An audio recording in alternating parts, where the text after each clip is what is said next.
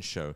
It's a beautiful morning out here this morning. The sun is out, so hope everybody's enjoying Ramadan. I know for me it's day 8. I know for some people it's day 9. But I hope it's going well for everybody, and inshallah, we're getting one by one. We're getting there. So I hope Ramadan has been kind to everybody out there. You're listening to 87.7 FM Radio Ramadan. If you want to call into the studio and any comments you want to make, the telephone number is 0116 4822 or you can send us a message on WhatsApp, which is 077 488 55055. We're talking about Leicester, the great city of Leicester and Leicestershire, what's been going on over the last 50 years, and we've got some very special guests with me this morning.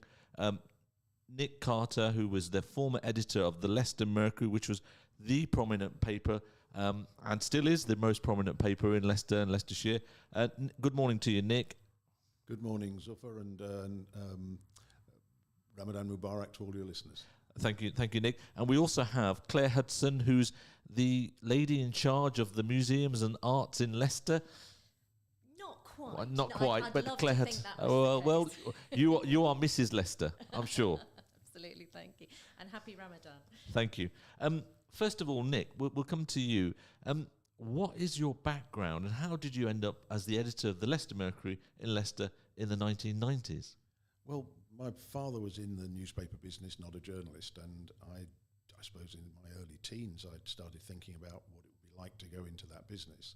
And by the time I suppose I was in my late teens, I wanted to be a journalist. I wanted to be a newspaper editor because the house was kind of filled with people, journalists talking about it, and it just seemed exciting and it looked interesting. So I arrived in Leicester. My first editorship was in Swansea. After university, I trained in Cardiff and I worked in newspapers in Slough and Reading and Cardiff, Swansea, and then came here. The challenge coming here, it was the largest paper in the Northcliffe Group at the time, but it had a real challenge in that it was failing to capture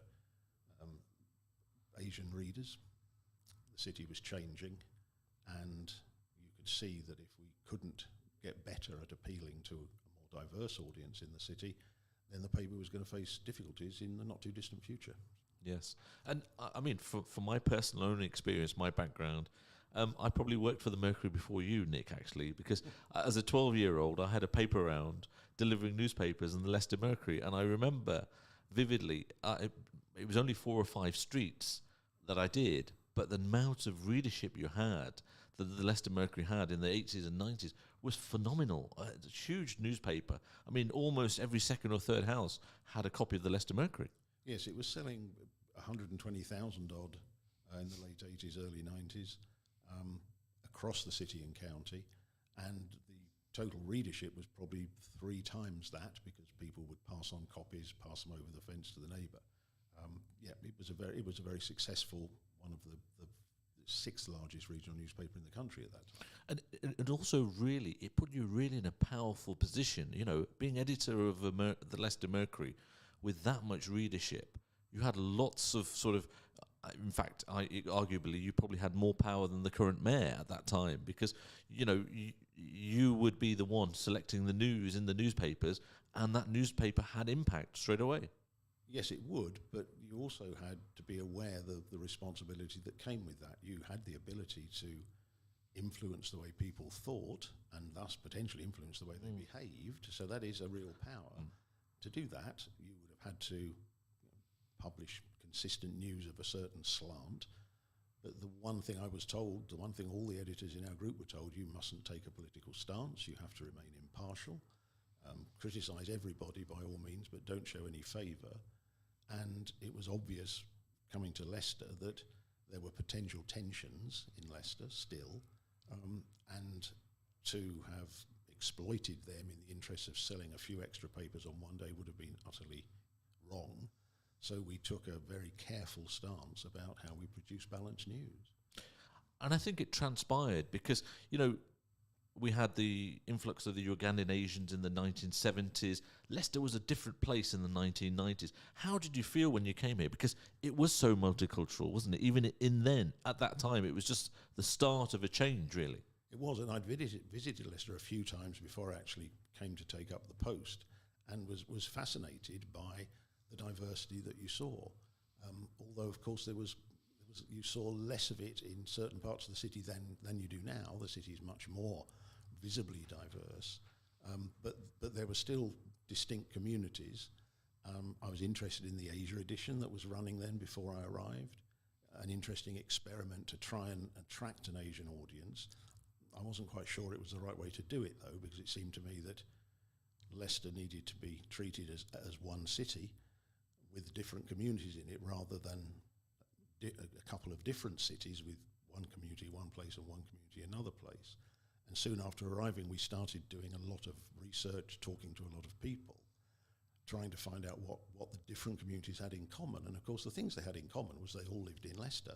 They were all worried about how their kids were getting educated. Older people worried about why the buses didn't run properly. They worried about health. They worried about all of it. So there was an awful lot in common. And our decision was, well, okay, we're just going to start treating the city as one place. We'll get as many different voices in the paper as we can, but it's one paper for one city. We shut the Asia edition very quickly. And what really influenced that was the day that I had a phone call from an Asian businessman who had rung through to the news desk to say, I've just won a contract, I want to tell people about it. And they said, okay, hang on a minute, click. And the next person he spoke to was on the Asia desk. Yeah. And he said to me, I'm working for Leicester. I'm employing people in Leicester from all the different communities, and yet I'm pushed off to there. And that was, I didn't really need that proof, but we shut it and then tried to move on as one paper for one city. And I think that's made a real big difference to the city, that moment that you made that decision, because like you said, everybody works for the city, and almost by having a separate newspaper, it was a bit of segregation, wasn't it? Because the news of this extra jobs was going to benefit everybody. Well, the news from the Asian community was only going into the Asia edition. So if you lived in Braunston, and you were probably still a bit nervous about what had happened in the 70s. You were looking across the city. Braunston at that time wasn't regenerated. It had no investment. So it was quite easy, if you listen to the wrong people, to say, well, the reason I'm not very well off in Braunston is because there are those people over there who are getting new windows. They weren't getting anything in the Mercury about those communities. They saw nothing of the achievements at all. So in that vacuum, tensions can happen. All of a sudden opening it up. And then, of course, it was all, the harmony of the city was greatly helped by the sequence of regeneration projects that have come in since the 90s. So the Braunston New Deal made Braunston a place all of a sudden people wanted to go and live. Previously, nobody ever wanted to go and live there. We've had a succession of remarkable projects in the city that have helped transform it into a much better place to live. I mean, can you name some of those? Because there were significant events while you were an editor, and actually they got steered in the right direction for many, many different reasons, so that made Leicester a much better place to live. Yeah. So we had the space centres being built, Cultural Quarter, Curve Theatre, Phoenix, the depot for small business development, and then the regeneration that's gone along with that's brought private investors in as well. The Braunston New Deal, before that the Bede Island development that put office buildings onto a completely derelict piece of land, High Cross, which built on the success of the Shires, the Belgrave work, the flyover coming down that's opened that up to the city. The People Centre didn't exist back then. There's a whole succession of things, and they've each done their bit. The Science Park is coming along. After the Mercury, I worked for the Economic Development Company that lived for a little while. We tried to get something going there. We couldn't, but Peter Soulsby, as elected mayor, has had much more success. And then we're still seeing regeneration in the city as well. So it's a significantly different looking place, and I think it's a more harmonious place than it certainly was back in the 90s. And you talk about the diversity. We've got lots of mosques, lots of gurdwaras, lots of temples, lots of different religions. We don't seem to have the tensions that lots of other places have. No, and that was something that was noticeable when I first arrived. The Council of Faiths, although it couldn't pretend that it was reaching everybody, the key players in the major religions were sitting at a table together, problems. And that definitely helped in preventing the importing of tensions from outside. So if things were happening in India and Pakistan that were causing tensions, you could get messages out to communities not to reflect that. And we obviously didn't amplify things like that unnecessarily. But you did actually sort of balance lots of things out. During that era, because you would call them in and say, look, you need to say something, or you don't need to say something, and move on. So we were very quick to offer a platform if a message needed to be got out there. And that was noticeable. So after 9/11, there were some spontaneous demonstrations generated primarily from the Muslim community who wanted to make it clear, we condemn this. But it wasn't just the Muslim community. Other communities came together. So we had events on Victoria Park after the London bombings, even larger. And then I think most significantly after the EDL march in 2010, which we couldn't stop from happening, even though the City Council tried, there was that dreadful day on the Saturday when the city was a ghost town apart from these people. And then we had one Leicester Day on the Sunday, which brought lots and lots of people from different communities into the city centre to say, hey, we're Leicester. We won't put on with that. And I think that was really significant. So the city has progressively got better at kind of standing together. And I remember one of the meetings, the first meeting of the multicultural group that we set up to advise the newspaper not to do any more than that. The then leader of the city council had a request from the National Front to march, and decided that for the first time he was going to try and stop it. So there was kind of a mini campaign run, and the city kind of stood up and said, we don't want you here. And the march was moved. The Home Secretary said, okay, we see the unity of the city. We won't inflict this on you. They marched in Oadby. And nobody really paid much attention to it. I think things like that were really important as the city developed a stronger identity as a diverse place. Yeah, I mean, really, if you think, I remember I was a campaigner in those days, and I when I was, I got a message from your office one day and said, look, Nick Carter, the editor of the Mercury, wants to see you. And I was pretty scared, thinking, oh my God, what have I done? And I remember coming into the office and meeting you for the first time, and you saying to me, well, we were quoting you in these stories for the NHS, and have you got any sort of background or whatever? And I produced some letters saying that actually they were thanking me and that I was working with them and everything else. And it sort of went away. But there was always a sense that you sort of balanced and checked what you were doing and almost gave the opportunity across the board. So you weren't sort of involved in saying, oh, we can't have these kind of people on, or we can't have those kind. It was almost as though you were part of that one city and one culture that you wanted to create. And you helped that develop over the time that you were editor. Yes, I think we made an effort not to amplify things that could have been misinterpreted. So we would hear about an incident involving a family, and you thought, well, actually, that sounds quite bad. But then when you investigated a bit more, it was a very limited issue, so you just don't report it. We very soon learned that the last thing you need to do is to start mentioning where everybody's from, because that just doesn't help. The Caribbean Carnival was a good example of an event that had occasionally attracted problems in its early days, and I remember one very early time we published a story that said that there wasn't any problems. And so, of course, not surprisingly, the African Caribbean community marched into the office and said, well, why did you do that? It's as though you were expecting a problem. Yeah. We learned from that mistake pretty quickly. And I think you just have to be sensitive to how communities feel about these things, and you can get through it. And yeah, we always went for balance. And then we introduced different tones of voice. The first person column I was really pleased with, because it gave individuals from any community the chance to just say something. Obviously, we couldn't allow them to libel people, but that was quite effective as well, I think. And of course now all of that has gone because the resource isn't there to do it. No, not at all. And do you feel that some of the national papers don't do that? Because I can see that happening. You know, national papers always refer to where you come from, always refer to all sorts of things, and almost help provide that division.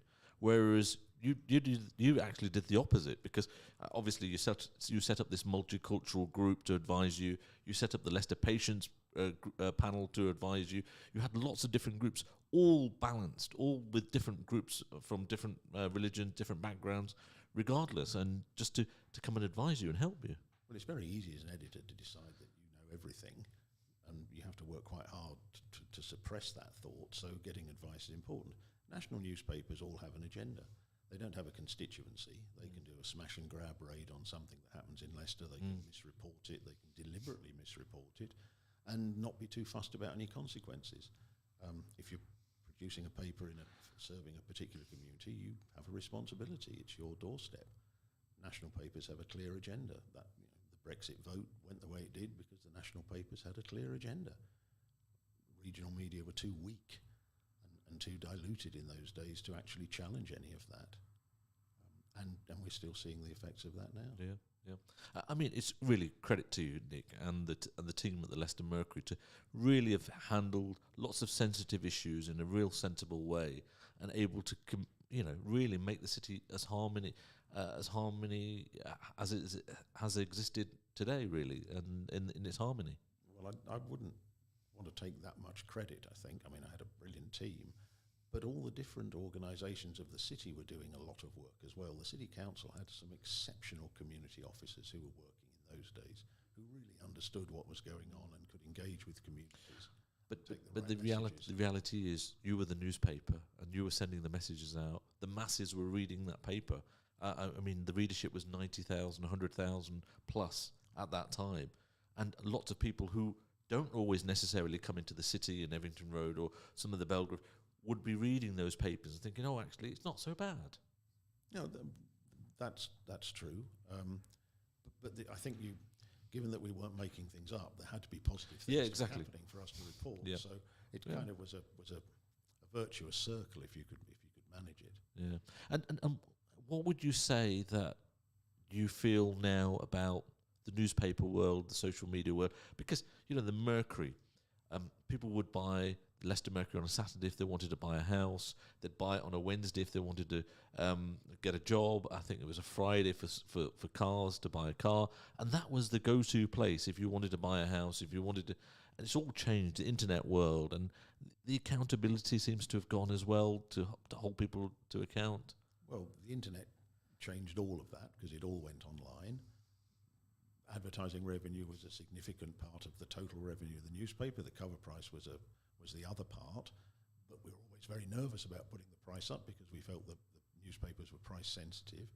And when the advertising revenue went, the accountants started looking at the graphs and realised that the model wasn't working. So what you have now is a handful of journalists. I had 100 to play with. A handful of journalists working remotely with an editor who is also responsible for at least one or possibly two other titles, a very limited production resource. The paper's not printed in Leicester anymore, and you've lost, I think, the ability to bring people together around the newspaper because it has a strong online presence, but the online presence doesn't introduce you to the things that you didn't know you wanted to read about. It's just one story at a time, whereas a newspaper properly done, you have material in it, you think, oh, I didn't know that, that's interesting, or I didn't even know I wanted to know that. So the serendipitous nature of a newspaper is lost. I think that's very sad, and it means it's almost impossible to run a strong campaign around something. It's almost impossible to bring people together around something. Yes, and Nick, the other sort of question I wanted to ask is, how do you feel that Leicester has changed in the time that you've been here? And you could have easily moved back to where you originally came from. You decided to stay in Leicester, and you're still here. You're doing lots of other work for the communities. You're in the NHS, involved in the NHS, involved in lots of other little projects as well, trying to support the community, wider community, since you've left the Mercury. Well, Leicester's my home. It's a fascinating place. It's a better place to live now than it was in '93, and it was not much wrong with it in '93. This is the longest I've lived anywhere. I don't particularly, I was born in West London, but I don't regard that as home. So Leicester is my home now, and I'm committed to it. And coming up now to not actually being gainfully employed for the first time for 47 years, I'm quite looking forward to being a retiree in Leicester and still doing some voluntary stuff. But it's the last 2 years, Leicester's taken a hell of a battering along with lots of other places. It's got to recover from that. It hasn't recovered yet. It's significantly changed, and that's sad to see in many places. But things are coming back, and I look forward to once again being part of all the hustle and bustle of the city, which is you're starting to get a feel for that now. Although many things will be changed. I mean, it's a great place to live. I mean, we can celebrate everybody's religious celebrations. You can do Christmas, you can do Vaisakhi, you can do Diwali, you can do Eid, and you can. It's great to have a city that thrives on multiculturalism and thrives on actually celebrating with everybody else. Because I know when it's our Eid, I get messages from everybody, I get cards from everybody, you get presents from everybody, and it's a great feeling to be part of a city that has so much recognition for everybody else's religion as well as your own. The festivals are one of the key identifiers of the city, I think. Back in the early 90s, really the only parade through the city was St. George's Day and the Scouts. And that coincides with Vaisakhi, usually. And I can remember the first time we put St. George's Day parade on a left-hand page and Vaisakhi on a right-hand page. And I had quite a lot of angry phone calls saying, what on earth are you doing? Why is Vaisakhi more important than St. George? And our response was, well, it's all happening in Leicester. It's part of Leicester. Now, if you look at the work and the hard work that goes into making sure those festivals are properly celebrated, there's a whole succession of them. And people turn out from all communities to enjoy them. Yeah. And Leicester embraces that. I think that's a really significant step forward. It is a huge... to maturity. It's a huge maturity in the city, definitely. You're listening to Radio Ramadan on 87.7 FM. The studio number is 0116 4822 or you can send us a message on 0774 88 55055. We also have Claire Hudson in the studio with us. Afternoon to you, Claire. Claire, you run the museums and... I'm a project manager for the museums. For the museums, yeah. And really interesting hearing what Nick's saying, because I wanted to talk specifically about a new gallery that we've got at what we now call Leicester Museum and Gallery. Which is where? Which is on New Walk. Okay. And I have to, every time I say it, I have to say it's on New Walk, and everybody goes, "Oh, New Walk Museum," and I go, "Yeah." Yes, yeah. Because that's how it's. I mean, for me as a young boy growing up in Leicester.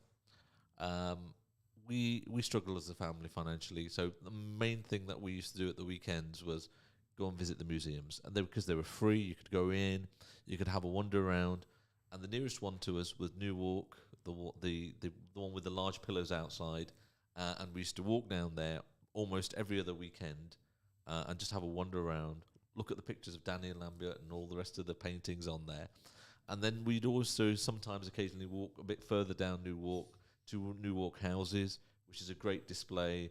And then we'd also go to the magazine, which was in between the subway kind of thing, where you'd walk up the crooked stairs to go and see all the military thing. I mean, you're part of all of that museums. Are they still free and are they still open and there's still people access them? They're still free, they're still open, yes. And the one on New Walk is definitely the flagship museum for Leicester.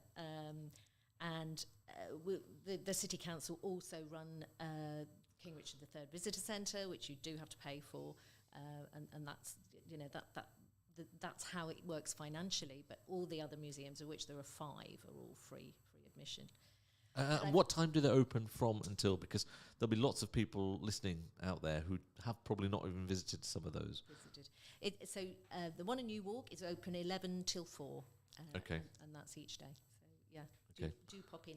But I think what we've been noticing, particularly about that museum, is people who've been there will know the dinosaur, the huge dinosaur in the gallery, fantastic geology collection, fantastic German expressionist paintings, but not much about Leicester, the city.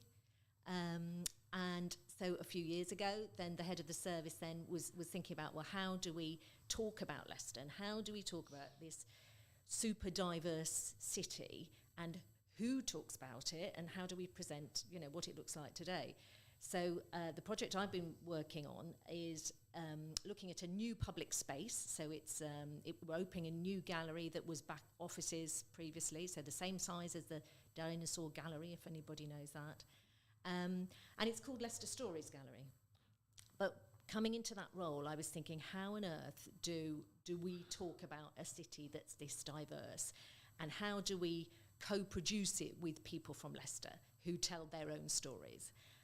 And interesting to hear what Nick was saying, because looking back in, I think, about sort of 2010, there were quite a few stories in the national press about Leicester as a very successful multicultural city. Yes. And what did Leicester have that was so successful? What made it work? And I think one of the interesting headlines, I can't remember which paper it was everybody here is in a minority. So you cannot assume anything about anybody. Yeah. And so that's that lack of ability to prejudge, know, what language somebody's going to speak, where they were born, et cetera, et cetera. And that I'm sure that's over-exaggerated to a certain extent, but thinking about 2010, there were lots of Eastern European people, big Polish community then living in Leicester. So we've been looking at with the Leicester Stories Gallery about how do we present that and how do we co-produce it with people from Leicester, and it's been quite a challenge, especially during the pandemic, of thinking about we're not going to get a specialist curator in to say this is the history of Leicester in the last 70 years.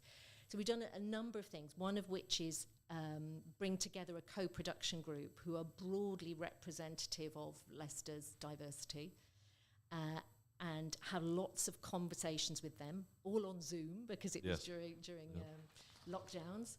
And they came up with some challenges and achievements for the city. So again, it's talking about the good things and the more challenging things, including EDL marches, history of the National Front in Leicester, and all that kind of thing. And so they've come up with 8 themes for the gallery, for which... And the text in the gallery, in the central part, is basically their conversations about what do we think about. One of the themes, for example, the challenge is arrival. So how do people arrive in Leicester? You might arrive at St Margaret's bus station with one pair of shoes. You might be born here. You might come as a student. So lots of people's individual stories. And getting those people to say, you're not representing an entire community, you're not representing your religion or your sexuality or whatever it is, you're just talking about you, and that's all we can expect. So that core sort of content we've got, but we also did a bit of crowdsourcing. So we asked people, for example, to tell us what events they thought had defined the city over the last 70 years. And I've got a list of events here from the 50s onwards, which is quite interesting. So as you can imagine, there's quite a lot of sport, there's quite a lot of football, winning the Premier League, all that kind of thing. But just to pick a few, so starting from the 50s and 60s, the building of the Ring Road was happening in the 50s, lots of building of post-war housing. Ayers Monsell Estate was completely built then, and a lot of others finished into the 50s, 60s and 70s. What about the cultural sort of thing for the communities? When was the first significant sort of impact of the arrivals of people from different countries? The first mosque? First mosque, I think, was 88. 80. Which is quite, is that correct? Get that right. Yeah, so Leicester Central Mosque was built in 1988. Yeah, no, before that it was Sutherland Street, so that was in the 60s. Yeah, right. Yeah. So I get the smaller mosques were built before then, in the 60s, right? Yeah. Sorry, Nick. I'm just remembering one of the things that the City Council did at the time was make it easier for planning applications to be made for people who wanted to create temporary mosques in empty buildings. As an acknowledgement of the importance of these incoming communities who had no facilities. Built facilities. So they were much more lenient on the planning change of use to allow some temporary mosques to be set up. Right. So, I mean, it sounds, as you listen to this, it sounds like it was almost a recipe that everybody had their hand in. Everybody put the Mercury, the council, the public, everybody sort of helped to create something special, and that's what we've managed to achieve, really. I mean, if you want to carry on with your list, Claire. I'm going to just pick some random Yep, things. go. So 1957 was the formation of Leicester Caribbean Cricket Club. Wow. So somebody Yeah. proposed that. Yeah. They played on Victoria Park Yep. for their first 24 years, apparently. Yeah. Wow. Um, I wouldn't have known that. That's a surprise to me. 1974, there was the Imperial Typewriter Strike. Yes. So somebody suggested that. So again, that's Significant moment. Yeah. significant moment. Yeah. Again, discrimination against female Asian employees was kind of the cause of that. With the 1975 was the last of the post-war slum clearance of houses. And you think, gosh, 1975. Where was that then? That was in Vulcan Road. Apparently. Vulcan Road. Yeah, that's in the centre of Highfields. Yeah, sort of just off Melbourne Road, in between, sort of on the side of Uppingham Road. Yeah. And there are little sort of pocket parks still in where some of those houses were cleared. We talked about, so 1976 was the first daily Asian radio show, began on BBC Radio Leicester, yep. The 6 o'clock show. The 6 o'clock show. The 6 o'clock show, very famous, yeah. Because that, for lots of people in Leicester, was the first time of actually hearing radio, an Asian voice on radio. Yeah. 1976. My dad was an avid listener of that programme, yes, definitely. Yeah, and some of the stories we've got, somebody who tells her story about of on being and how momentous it was for those communities. She's very emotional about it. Yeah. So we've got all sorts of other things. First public Diwali lights went up in 1983. And then we've got, again, all sorts of different things. So what Sir Alec Jeffreys developed DNA fingerprinting in Leicester in 1984. I could go on. I could go on. So Leicester's Chinese Christian Church was founded in 1992. That's quite an interesting one. So there's a huge mixed range of different communities that sort of have arrived together with others over those years. And I know that you're looking at you're doing currently an exhibition on the Ugandan Asians 50 years. So there's a specific exhibition to celebrate the 50 years, upstairs at Newark in a separate gallery. So that's going to have its own.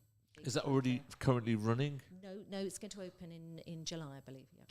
July. So there'll be probably lots of people who have links with Uganda who will go along to that exhibition. Lots of pictures, lots of sort of details. Yes, and oral histories. So there are lots of histories, of audio histories of the time as well, which will be used in the exhibition, which is great. I mean, I think the thing about Leicester Stories Gallery is that these have been, so the events I've been reading out here have been suggested by individuals, and I'm sure people will come up to us and go, well, you've missed out this absolutely definitive event, and it's very difficult for things within living memory not to do that. So I think what we've tried to do within the exhibition is acknowledge that we will be missing things, and try and so there are places where you can add things, there are places you can stick things up, and we'll refresh the gallery as well. So some of we've also celebrating some individuals who've done things for the Leicester community and have gone over and above, and we hope to add to that list. Can you give us some examples of those people? I know you've got quite a few there, but it'd be great to hear different stories from individuals as well. And I know you've been collecting some, haven't you? Yeah, so we've got a list of Leicester people who've basically not been people in positions of power or authority, but who've just basically gone over and above for their communities. So again, I'll randomly pick, just because I know her, Nilima Devi, who's been working in Indian classical dance teaching for about 40 years and taught generations of people. A Katak expert, I think she is. We've got, let's have a look, Arif Foraji, who founded the Help the Homeless Leicester campaign, who's been doing he was also awarded 2020 Hero of Leicestershire for what he'd done. We've got Abdul Haq. My father. Yes. Who you can speak to. Yes. Who arrived in 1938. That's right, yes. Wow. Yeah. Again, a really interesting story. So he was as the first Asian doctor and GP in the city, and Dr. Said. right. Yes, that's right. Yes. So all sorts of individuals. We've got people. Jeff Force, who manages the Woodgate Resource Centre. Again, people who work in local community centres and go over and above for their very local communities, and that knowledge of those areas. Certainly a couple of people have suggested there's somebody from New Parks who runs a New Parks Community Centre, again, who's done a huge amount of work there. Has anything really caught your eye or really surprised you that you didn't really know that you found out as you've been doing this? I guess it's the where I started from, and a person who's sort of done the co-producing, so the working with sort of broadening as many people that we can to be involved in the gallery, is the super diversity of Leicester. Now, that's probably an overused word, but it would be really interesting to see where we are with the census. And I was hoping the census 2021 census information would come out this in March, but I think it's been delayed by a couple of months. But just to see how Leicester sits, so 34% of people in 2011 were born outside of the UK, so 34% of people in Leicester, and they came from 50 countries. Now that is quite amazing, and it'd be really interesting to see how much that's changed when we hear about the census. So I think it's just the kind of the super diversity, if I overuse that word. The reality is, what was the big draw for Leicester for all of these different communities?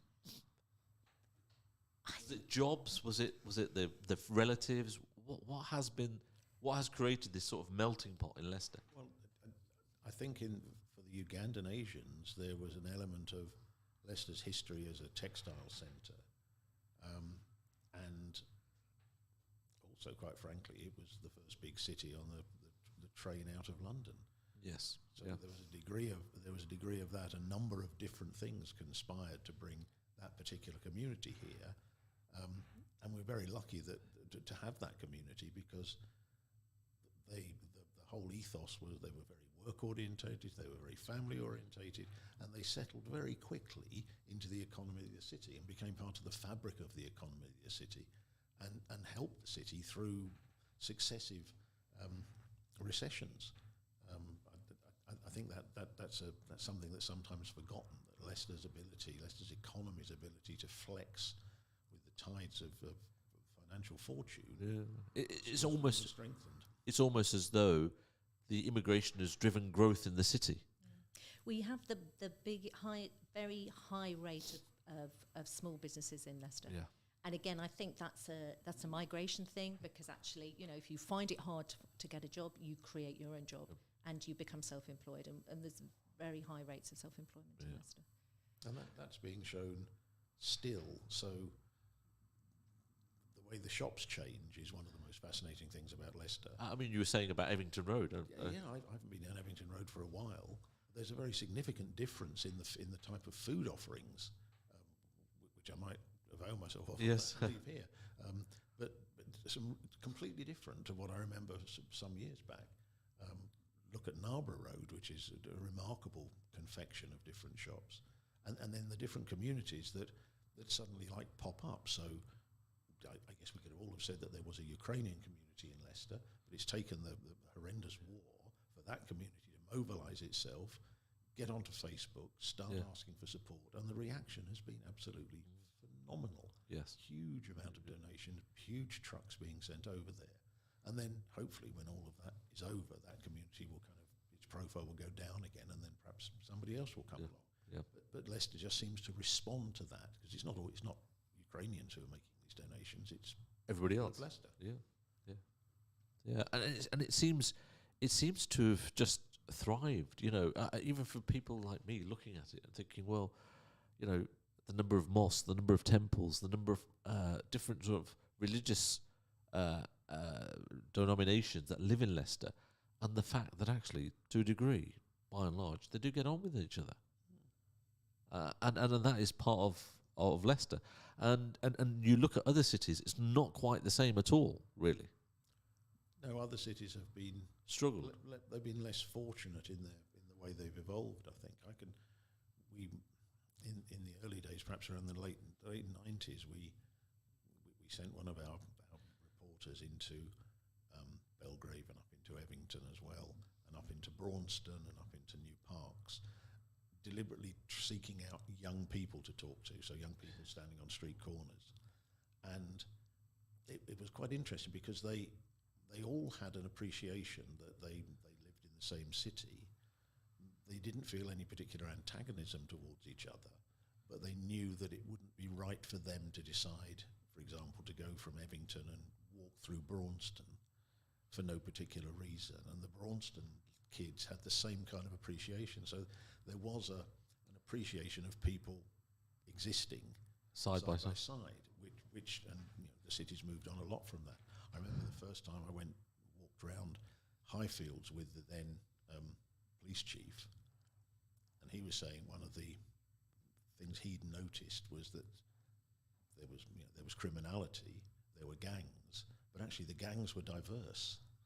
Yeah, so they had multicultural gangs. Yes, which obviously he didn't like them. Yeah, but it wasn't just all one community kids doing it. It was a multicultural thing, and that kind of laughed a bit about that, but took a little bit of comfort from it as well.